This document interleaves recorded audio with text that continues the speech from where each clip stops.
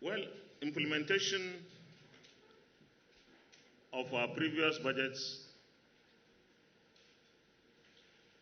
for me, has not been the kind of level that we would like to see in this country.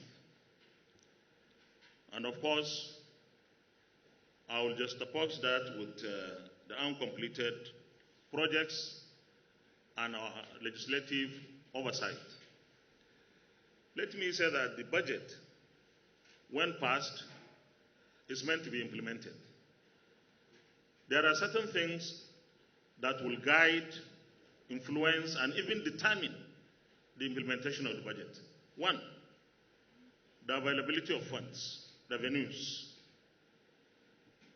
the projections, whether government is able to realize every kobo that it thought it would get. Two, time for the implementation. Nigeria has been suffering from generating or collecting revenues, but that is for us now to work on to ensure serious improvement. But the timing or the time frame within which the budget or the previous budgets were implemented was something that I think affected the budget implementation very negatively. Because by the time you pass the annual budget in May or June of a year, the first phase or the first installment of release or disbursement for capital will come around August, September. And that is the third quarter of the year. You wouldn't have had any implementation between January to that period. And you will agree with me that some projects are time bound. So such projects suffer. Where revenues will not be enough, definitely not every aspect of the budget will be implemented. But it is our desire that every aspect of the budget is implemented. Now, coming to the oversight, we want to be different this time around. Just like we have tried to be different in the processing of the budget, and by the grace of God, it worked. We want to do our oversight very, very well. We want to have a time that we call oversight time frame, within which we are able to assess, to evaluate not only the implementation of the various provisions in the budget, but even the generation, collection, and remittance of the revenues. Because we need to attack or deal with or address the issue of revenue generation, collection, and remittance as quickly as possible. In this regard, we are going to have a quarterly evaluation interaction with major revenue generating agencies. Between January and March, we'll have an interaction. We want to know if our agencies are able to meet their targets. If they are, how far and better can we achieve the targets? If they are not able to, what are those factors that militate against their ability? If there are things, issues that require legislative intervention, we should be able to address such issues immediately. If there are policy matters, we should be able to engage with the executive arm of government to remedy the situation. We will do the same thing for April to June, and so on and so forth. We believe that we're able, through this process, to get maybe some more revenues, because everybody will be on his toes. Then the second aspect is the constituency projects. That roads and other projects are not satisfactorily executed. Constituency projects have remained very controversial projects. but they are essential projects. The constituency projects are those projects that are nominated by members of the National Assembly for interventions in their various federal constituencies or senatorial districts and are implemented by the executive arm of government. And I believe that they also suffer the same fate like the other national projects. When there will be no funds or sufficient funds, we can't have 100% implementation. And as far as I can remember, the best or the highest implementation rate or percentage was 70% in the past. I believe that with more revenues coming to the coffers of the federal government in the light of what we have been able to do in the amendment of the PSC and the finance bills, and also that the budget 2020 will start to be implemented from January, percentage implementation of all the projects, national projects as well as constituency projects, will be far better, and that will be to the betterment of our country. Question 2, my friend Adebayo of AIT, electoral reform. I cannot give you a time frame, I can give you a loose one. Loose one in the sense that we intend to start work on this as soon as we return from our Christmas and New Year recess, by the grace of God, in January. We are going to continue with the speed, but very meticulous steps that we have been taking to address every legislative intervention that we have done in the last 6 months. So even though I cannot give you a time frame, but I can assure you and Nigerians that we are not going to waste time in addressing those electoral issues that will enhance our electoral process once the reforms are carried. And also, we are very concerned, like every Nigerian, of our electoral processes. But then again, we can never legislate to completely eliminate every possible challenge in the electoral process, because every election throws up a new challenge. So it's so dynamic, and therefore we have to keep pace with that dynamism of ensuring that the moment we have issues in our electoral process, we try to provide answers. And I believe that this is also one journey that we are going to do together. Fred from the Sun, we mean it.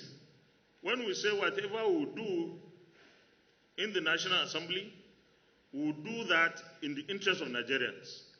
In fact, when we campaigned for the Senate presidency, our slogan was a Senate that works for Nigeria. And we stand firmly to achieve that.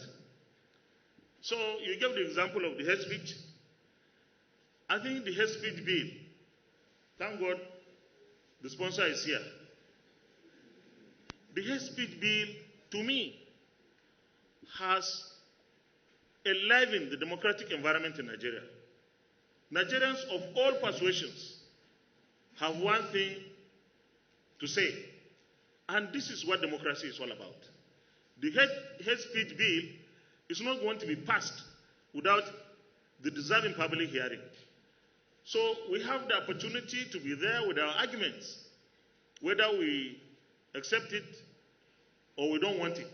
But I want to assure you that the preponderance of opinion of Nigerians will determine the way the hate speech and indeed any other bill goes in the Senate and in the National Assembly.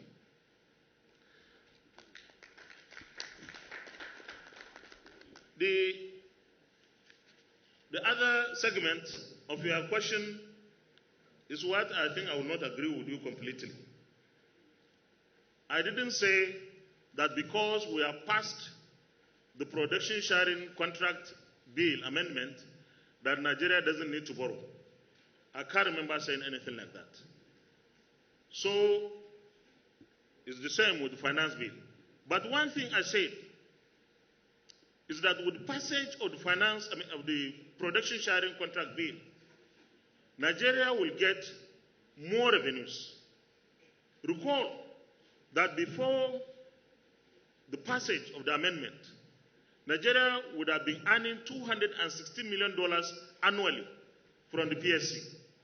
With this passage of the amendment, at the rate of $60 per barrel, Nigeria will earn about $2 billion in 2020.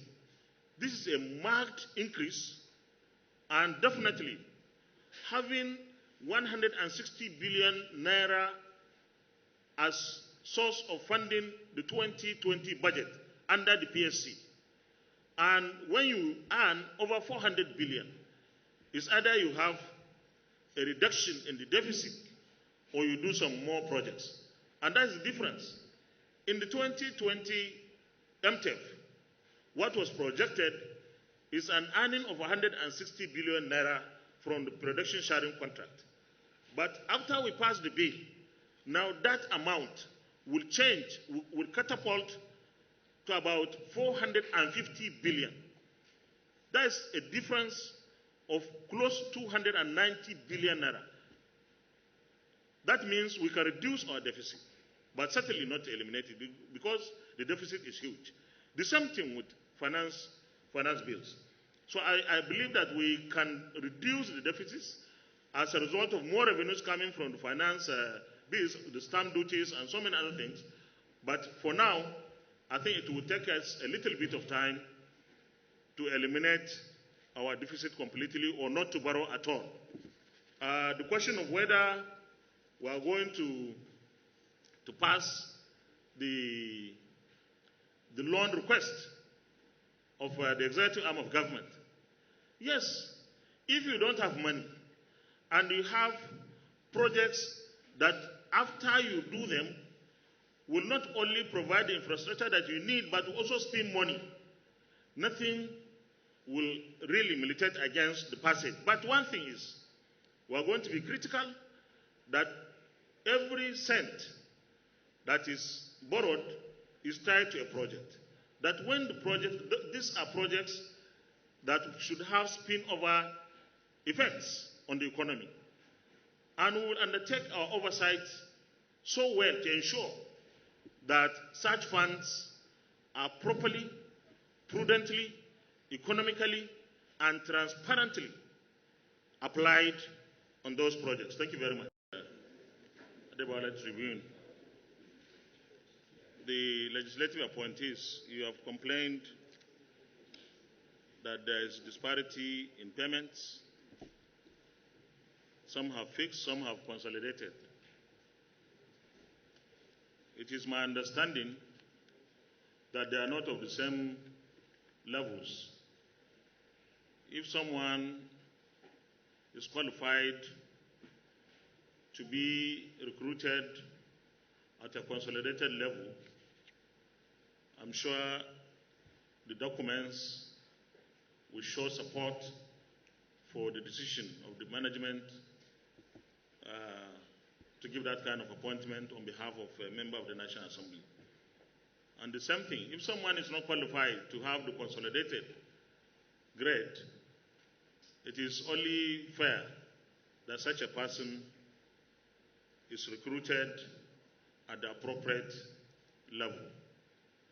And I believe that the management of the National Assembly is doing everything possible to ensure that all those who have been employed to serve with members of the National Assembly, both senators and House of Representatives members, are paid their dues accordingly. Rabi, high rate of unemployment. I just want us to cast our minds back to last week.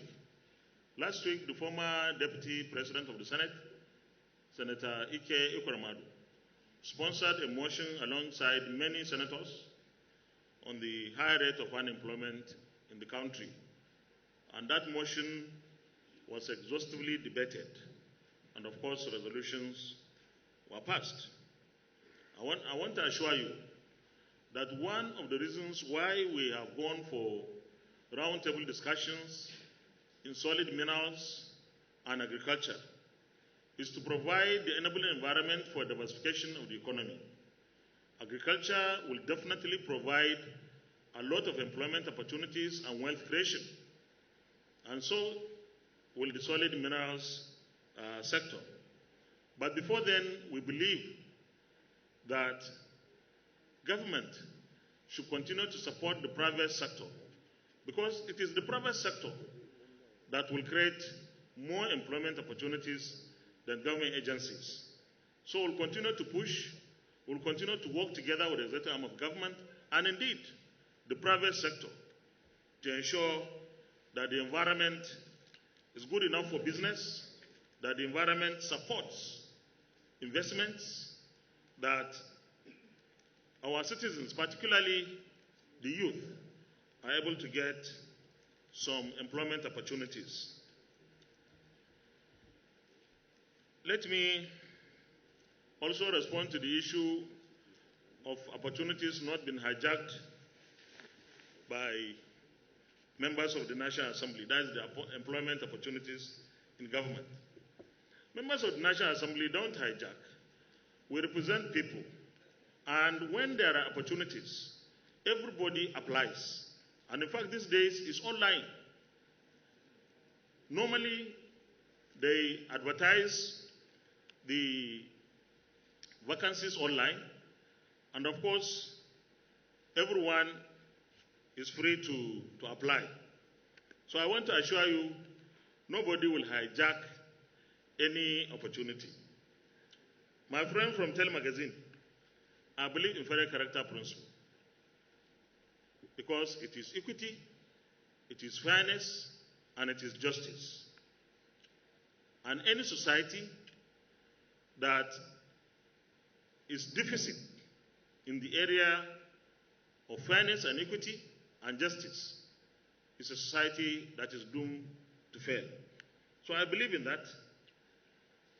I'm not sure of what you said regarding the executive correspondences to us regarding people that we should confirm. That is lopsided.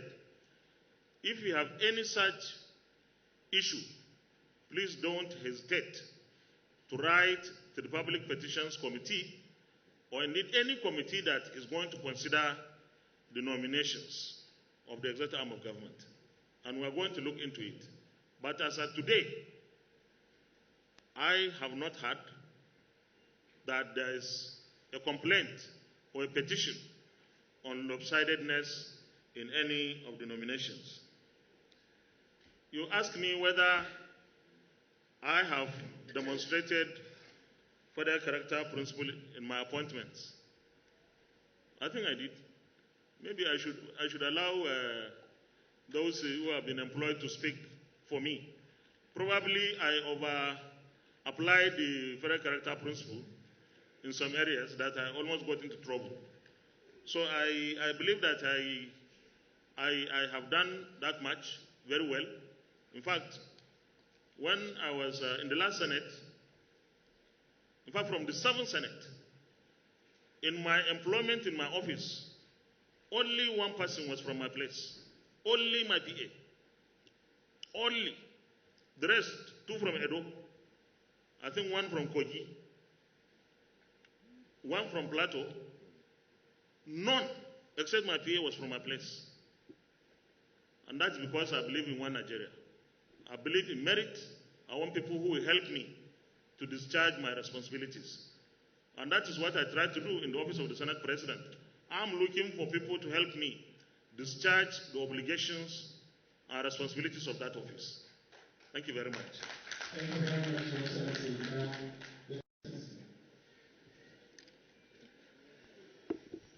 Well, thank you very much. I will start with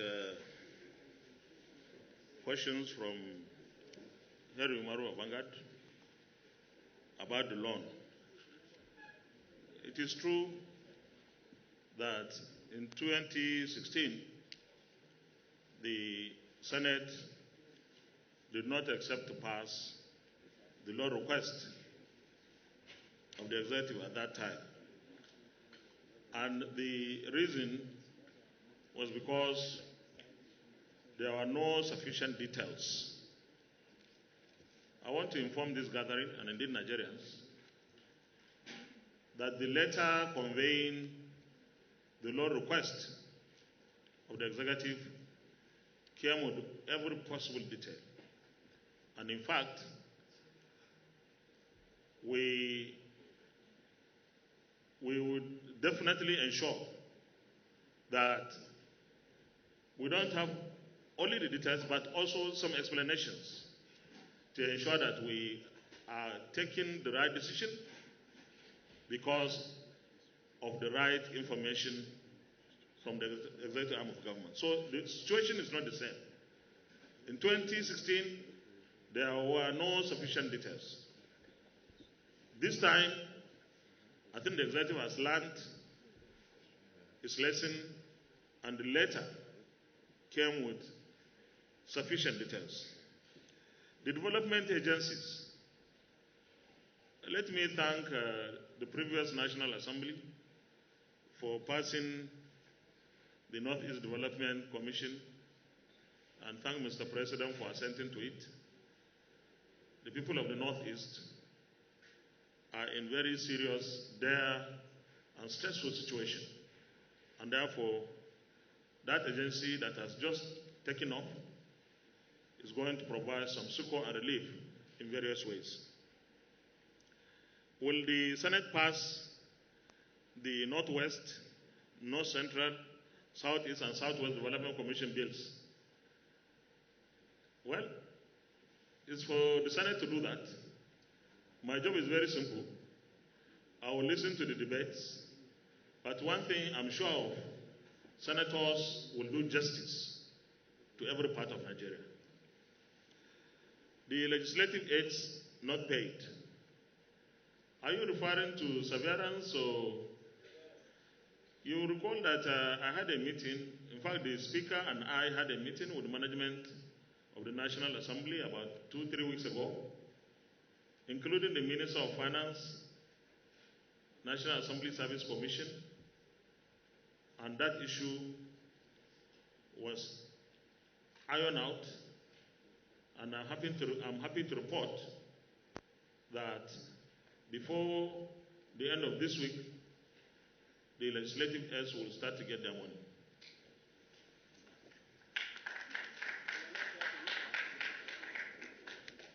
Oh.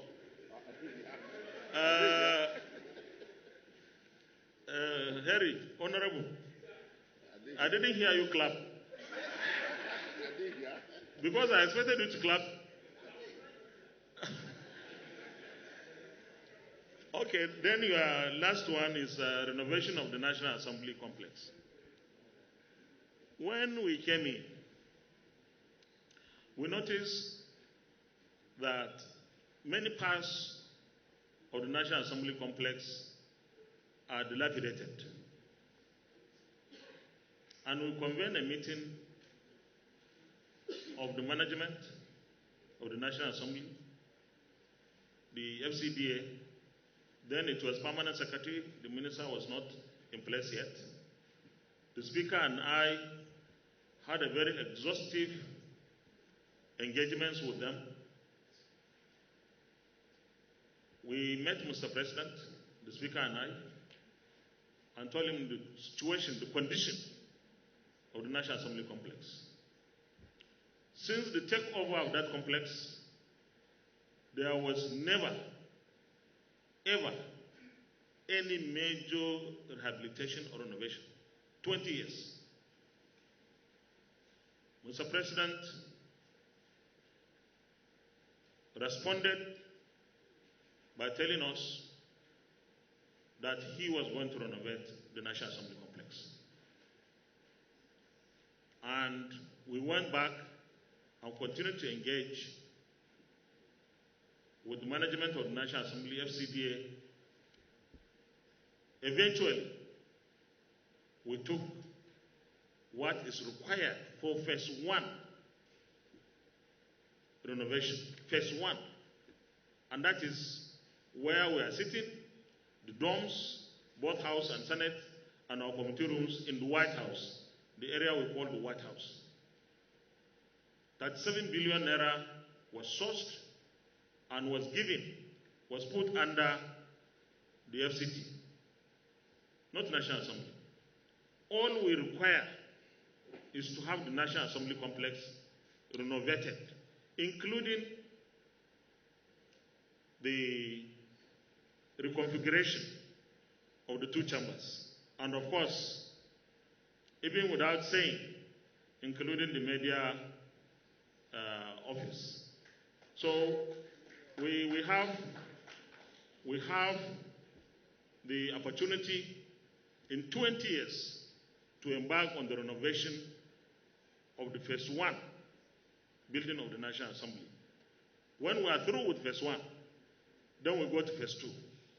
It's not under the control of the National Assembly. The National Assembly complex is a national asset and is for the FCDA to take care of. So that is that for the National Assembly complex. My friend from Channels, that everything from, or anything from the president will be passed. I think I was taken out of context. But let me say this. The Senate is not,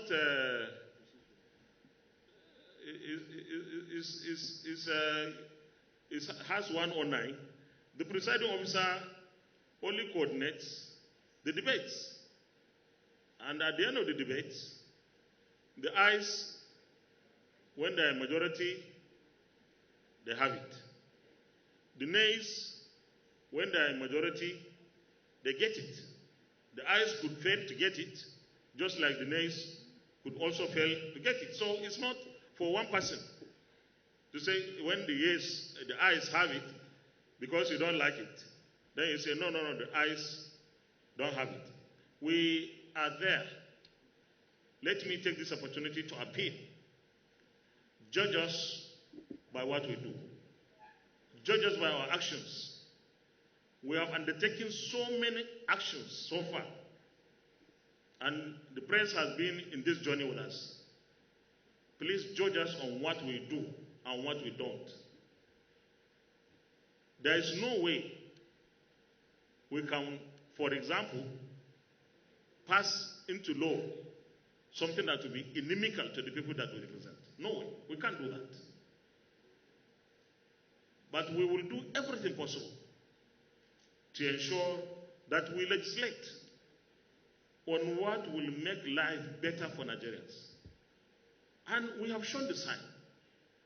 So far, we have tried in the Senate to remain united, focused on delivering what is good for Nigerians. So far, I think we have not done anything to show that even if a request is against Nigerians, ought to be passed. But I don't want to even imagine a situation where the National Assembly will be anti-Nigerians, because we are a microcosm of Nigeria. So that settles the issue of rubber stamp. Because judges, when we do rubber stamp, you can say this is rubber stamp. When we do what is rubber stamp. But if we do what is right, please encourage us. And you have been doing that very well. Encourage us. Because it helps. It helps. Attracting investments to Nigeria. I know that since the last assembly, the ease of doing business in Nigeria has been a very important issue before the administration of President Muhammadu Buhari. And Senator Bala Ibn Allah used to represent us. He still does. on the committee that is chaired by His Excellency the Vice President on the ease of doing business. And we are doing a lot. We are improving on our level of doing ease of doing business in Nigeria. So we'll continue to support anything and everything that will make doing business in Nigeria pleasurable and attract foreign direct investment. Blueprint, Constitution Amendment, what Nigerians want. There are so many ways to introduce requests for amendments. You can, on your own, submit through any member of the National Assembly a bill seeking for an amendment, or a member of the National Assembly on his own or her own decide to come up, or the executive. And indeed, there is no limit to this. So it's not only the duty of the National Assembly members to come up with bills, but our colleagues, our members have been doing that in both chambers. What we are assuring Nigerians is from next year, early next year, our committee on the review of the Constitution will start its job of ensuring that the process of Constitution amendment kickstart. We have been very busy with the budget and so many other issues that we felt we should clear these ones, and as soon as we come back, the committee on the review of the 1999 Constitution should start its job. And we are going to do everything that will make the governance better. Certainly, what Nigerians want, we know. Nigerians want security. Yeah. Everybody wants to have a secured environment. Nigerians want an economy that works for everyone, an all-inclusive economy. And that means that the economy has to be fine-tuned so that when the government implements its policies, that the private sector gets the benefit that it requires, that citizens get the kind of environment and climate that they need to flourish. Nigerians want a country free of corruption, because no matter how much you have as revenue, if public corruption pervades and permeates society, the resources will disappear. So we want to ensure that corruption is reduced to its barest minimum, or where possible, eliminated completely. The final person is Hugo of Guardian. You said the president said he was for everybody and he was for nobody. That was in 2015. And because I'm not a spokesperson of the presidency, I would not like to comment much on that. My understanding is that the president might have meant to say that he would treat Nigerians equally, regardless of where they come from. Hate speech. This hate speech thing. I answered something at the beginning about hate speech. Hate speech, I think, is one issue that has elicited so much reaction from Nigerians. And personally, I'm happy that everybody is talking. But it's not for members of the National Assembly alone to deal with hate speech bill. Like I said at the beginning, it's for every interested person. If you feel the hate speech bill should not pass, when they will conduct the public hearing, get as many people against hate speech bill as possible to attend the public hearing and make their case. I'm sure that it's better for me to stop to talk about hate speech so that I don't also engage in hate speech. You go, you said, and I'm your fan. I watch you whenever you be on IIT in the morning. You say APC